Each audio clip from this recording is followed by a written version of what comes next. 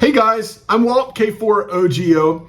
I've been here in Poland for 2 months on a work assignment and been operating as an American ham radio operator here in Europe. I get a lot of questions on how'd you do that, or what documentation did you have to have, or how is this possible? I want to do a quick little video and show you it's very simple. What documentation you need to have, how long you can operate, and how it all works.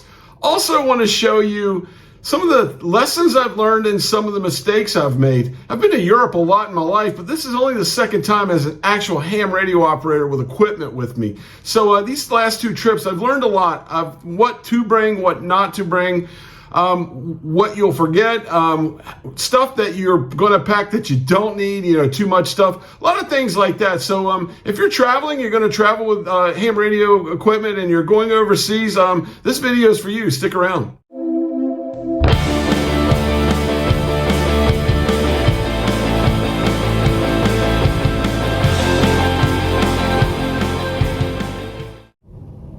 Okay, to get things started, most of Europe is what's called a CEPT country. These countries all fall under an agreement with the United States, with the FCC, called the CEPT agreement. You're going to need 3 things with you whenever you operate here. One of them is a copy of your FCC license, your amateur radio license, public notice right here, public notice DA 16-1048, and your passport. It's that simple. There's great guidance that tells you all about this on the ARRL website. I'll put a link to it here in the description of this thing. Now, one thing I gotta tell you, each country is a little bit different. So say I'm in Poland, for instance. In Poland, you can operate here as either a general or an extra. Extra, you have full privileges, everything. As a general, you're basically what's called a novice here, a Polish novice, which isn't a bad thing because you can still operate up to 100 watts and you have some different band privileges. As a general here, I didn't have 17 or 12. And yeah, I'm gonna get my extra license. I've just been lazy. But anyway, you lose 17 meters and 12 meters if you're a general here. But one thing you do get, let's just say 20 meter band. You know how as a general in the United States, the 20 meter band starts for generals at 14,225 up to 14,350. Well, in Europe, as a novice, you get the entire band. You just can't go above 100 watts. And trust me, there's probably no one traveling with more than 100 watts. I personally traveled with just a 20 watt rig and a 5 watt QRP rig and had some really great times with both of those. But that being said, that's all it takes. Now, one thing you do need to do, every country's a little different. I just told you about Poland, Germany, Belgium, France, wherever. Go to their website. Just do a Google and just do American ham radio operator in, X, whatever country it is. And usually you can find a club site or that country's affiliate for the CPT, and they'll give you a rundown on what it takes and what you can do. Now, you can only do this for 90 days. It's a temporary thing, so 90 days at a time. Those 90 days are over with, you got to stop operating. You need to have a license from that country. The other thing is the prefix, and that's pretty easy if you know ham prefixes. While I've been here in Poland, I have to operate as SP stroke K4OGO, my American call sign. So you add the prefix before it. It's a little different. I know, like, I've operated in Hawaii, and that's a suffix at the end. Like when I'm in Hawaii, it's K4OGO stroke KH6. So it's a similar situation, but in Europe, or in pretty much anywhere in the world, when you're operating under a reciprocal agreement, you use a prefix to do that with. So that's how simple it is. Like I said, I'll give you the link below for the ARRL website page that goes over all this in really good detail, and just read it and do it. And like I said, I really learned more I did a search and found a club in Poland that outlined everything in English, which made it really easy for me. One thing I am doing, and Poland's going to allow me to do, is I can take my American ham license. I can get a 1-year Polish call through with them. It's an application. I have to have an agreement from the person I'm renting the house from, and he's agreed to that. He's actually even going to help me more. He's going to write everything up for me in Polish. and get me an agreement, and I can get a Polish license for a year, because it's a good chance next year I'm going to be here even more than I've been here this year. So I'll get it. And what the cool thing about that is you can even apply for, when you're getting your first license, you can ask for a call sign. So me being K4 OGO, I'm definitely going to ask for SP2 OGO, because I'm in the 2 region of Poland. With that said, now, a few things that I did, some things I brought along with me.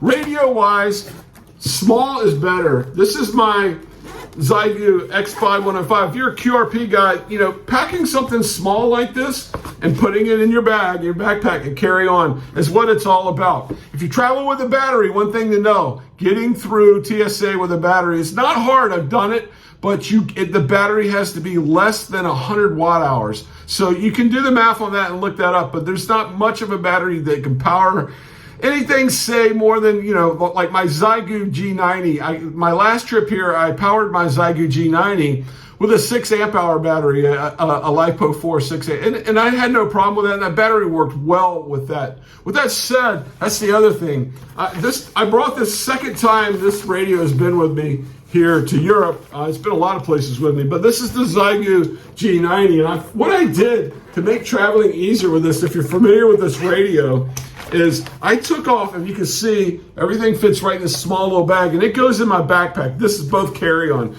especially with the X5105. It's got a battery in it. It has to be carry-on, but I don't want this thing banging around in my suitcase. But what I do is, that if you're familiar with the G90, the flaps on the front and the back makes it bigger and harder to travel with. So I just took the little thing and put it in, found me a nice soft bag that fit, and packed it away. There's so many of these, and it is so easy to do. So these 2 radios go with me in my backpack. I used to carry on other trips, and you can do this if you like. I found a nice hard case, and I had the G90 in the hard case along with the mic and the battery with that. And when I got here, that was, you know, ready to roll. And so if you're traveling with a battery, look into a hard case and that type of thing, because you've got to take that battery as carry-on with you and getting it through TSA. You might get a little bit of looks. I haven't had any problems. I've flown with my 6 amp hour LiPo 4 battery all over the United States. I've been to Hawaii with it. I've been, you know, Wisconsin, Florida, everywhere, a lot of places with it. And then I've been to Europe and back with it. Not one time was I questioned. I was sitting there, you know, when things are going through and through customs and everything else, yeah, you get a little nervous. It was not a problem at all. Went right through.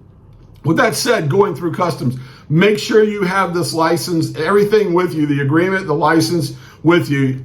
Obviously, you're going to have your passport, but if there is a question, you can just show them and say, I'm an amateur radio operator, and get right through with it. That shouldn't be a problem. I've talked to other people that have been questions and stopped, and once they showed them the license and told them what they were doing, it wasn't a problem. Most of the other stuff you can pack in your suitcase. I packed coax cable and antennas. This time I brought 3 antennas, and I'm going to tell you, I brought one too many. What probably the best antenna I brought was just a big antenna, a little hard to travel with. I even mentioned it. That was the off-center fed dipole that I had here. It was kind of bulky and big. So when you're going to travel and you've got a lot of stuff with you, look for small. I love that antenna. Don't get me wrong. I'm leaving it here because I'm coming back to the same house that I'm working at, and it'll be here waiting on me. But that was it added a lot of weight. As a matter of fact, my bag on the way here was over 50 pounds. It was like 52 pounds. I had to pay an extra $100 to get all my stuff here. So that's a lesson learned. Lightness. You want to know that if you are over, traveling international is free baggage until you hit the 50-pound mark. Then it's $100 extra. Couple antennas I did bring with me, is we're talking about small. This is a dipole. It's called a rugged dipole by N9 SAB. Great antenna. It's monoband. I mean, it was only 20 meters, but you see how small this thing was? It was wonderful. I did a video on that too. You can check out this antenna if you're interested in traveling with something like this, and you're only going to be operating on 20 meters. Another great, and this is the antenna to travel with. If someone asks me, I can only travel with one antenna, get an in-fed half wave and get a small one, a smaller in-fed half wave. This one is called the X-tenna, and the cool thing about this one is it's got it can be set to different. It's either a a 49 to 1, a 56 to 1, or a 64 to 1. I could switch it. I did a video on this. It's really great. But getting back to it, before my last trip, there's another video I have where I have a small in-fed half wave, and everything, man, it's nice. For me, it had every band that I wanted and really used. 40, 15, 20, 10, and it was excellent. The one I had before, it was a 40 to 10 meter in-fed half wave. Conditions were so good one night with my G90. I used the ATU and it actually operated. I made quite a few contacts on 80 meters with that in-fed half wave. That was only meant to be a 40 to 10 meter in-fed half wave. So conditions were really good. It was last winter. It was wonderful. But like I said, one last time, if you're going to bring one antenna, my suggestion, it doesn't have to be this one, although this one is awesome. This is on Etsy. You can find this on Etsy. Great antenna, and I did do a video on this, but just any smaller, build it yourself, any type of small in-fed half wave is nice. So getting back to what I said, smaller is better when traveling, a lot better. I packed coax. I had a 50-foot long piece of coax, and I also had a shorter one. I think it was 17 feet. That was a BNC to BNC coax.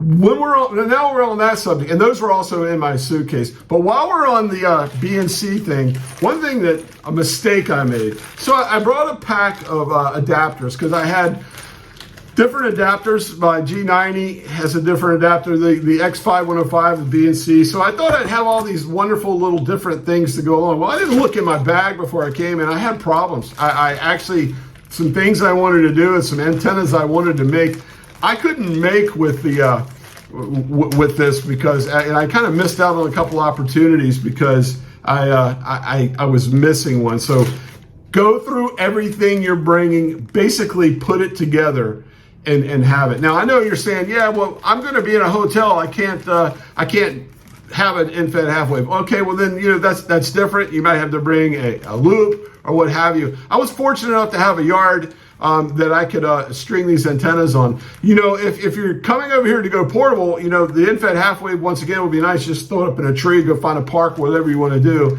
and make that happen. This trip, I had a really great experience with these antennas. I had about 300 QSOs, 51 countries, and that was all basically with the G90. And that's another thing. I brought 2 radios. I think I brought one too many. The G90 would have done it all. My fear was that the mic would break or I'd have a problem, and I was going to be here for 2 whole months, and I didn't want something to go bad on me early in the game and then not have a backup radio. And the X5105 I basically brought as just a backup radio. But hey, I think next trip it's just going to be one radio, and it may even be a 100-watt radio. That was one thing. The G90 with the 20 watts was really amazing. Fair warning, if you're coming to Europe and you think you're going to break through pileups and you're anywhere near Italy, it ain't going to happen. I'm sorry, my Italian friends, but you know what I'm talking about. I mean, it's rough. I mean, and couple things. If you think you're going to come here, I know me as an American, my first trip, I was like, yeah, I'm going to come here and work all of Europe. All of Europe doesn't want to work you. It's kind of like being in the States. These guys are calling DX, and when they're calling DX, CQDX, they don't want to talk to another country in Europe. They're trying to get to Australia or Asia or back to North America and things like that. So that's a lesson learned there too. European hams are amazing. I've made some great friends. I mean, some really lifelong friends here. And but trust me, some guy in Germany doesn't want to be talking to a guy 200 kilometers away in Poland. He's trying to operate. He's trying to work DX. So know that for sure. One thing I did find, 40 meters was a great place though. 40 meters in Europe is a little different than the United States. For one, 40 meters stops at 14,200. In the States we get up to 300, but not here. It stops. But down in that band at night, 40 meters in Europe is an amazing band. It's a lot of fun, and that's where you really work Europe.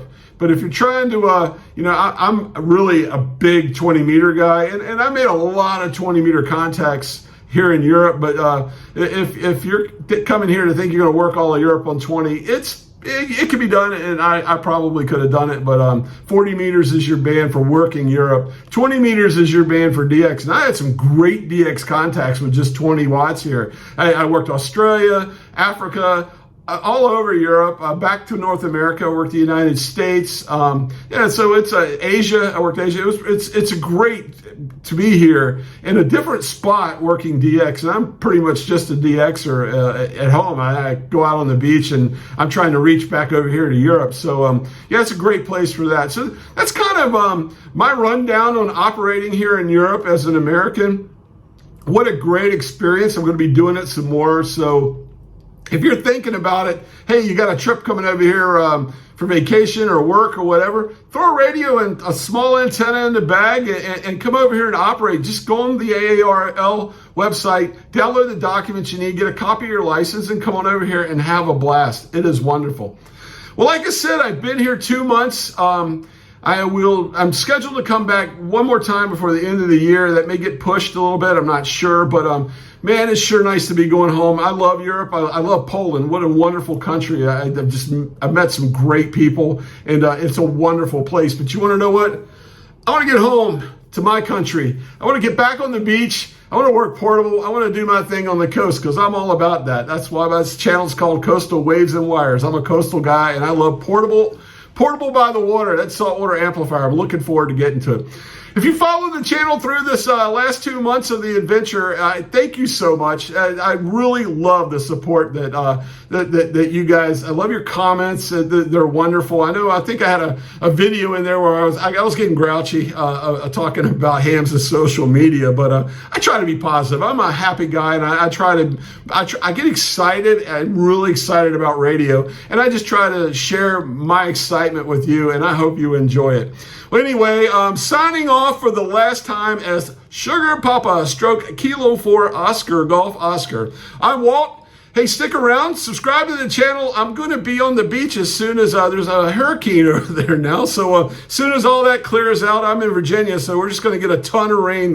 What happened the weekend I'm getting home, but we're going to get a ton of rain there. But I'll be out as soon as I can. I got about 3 radios while I was here, and they're all older radios. So I'm fingers crossed that I don't have to do too much to them to get them in operation, but I really want to get out on the beach here. October is a wonderful time to operate on the beach. I really want to get out there and operate with 100 watts. I want to, all my ops on the beach have been low power. I want to go out there and crank it up and put a little spice out there and have some fun. Anyway, I'm rambling on. Thanks for watching the video. Thanks for following me for the last 2 months here in Europe. Love you guys. 73.